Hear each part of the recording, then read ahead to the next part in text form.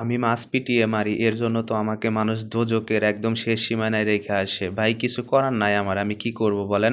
আমার মাছ কাটার জন্য সময় আমি খুব কম পাই। যার জন্য মাছগুলো পিটিয়ে মেরে তারপরে কাটতে হয়। তা না হলে এই মাছের উপর গরম পানি দিলে পানি ছিটিয়ে তো মাছ আমারই মেরে ফেলবে।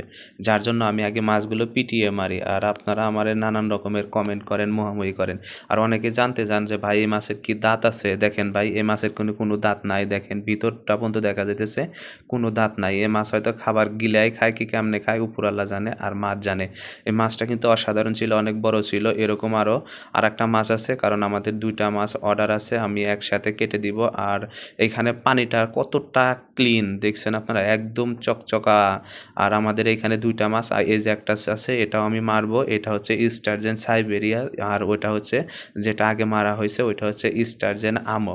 তো এই মাছগুলা খুবই সুন্দর। আর দেখেন একটা বাড়ি দিছি এদিক ওদিক পাক পারতেছে। তারপরে ২-৩ টা বাড়ি দিয়ে মাইরা তারপরে হচ্ছে আমি মাছটা কাটতে নিয়ে যাবো। আর আপনারা জানেন আমাদের মাছ কাটার জায়গাটা আলাদা একটা স্থানে, ওইখানে নিয়ে কাটি। আর এইখানে মাছগুলো পিটিয়ে মারি বা ক্ষণিকের জন্য এই কলামগুলাতে রাখি। আমাদের মাছগুলা কিন্তু এইখানেই চাষ হয় নাই।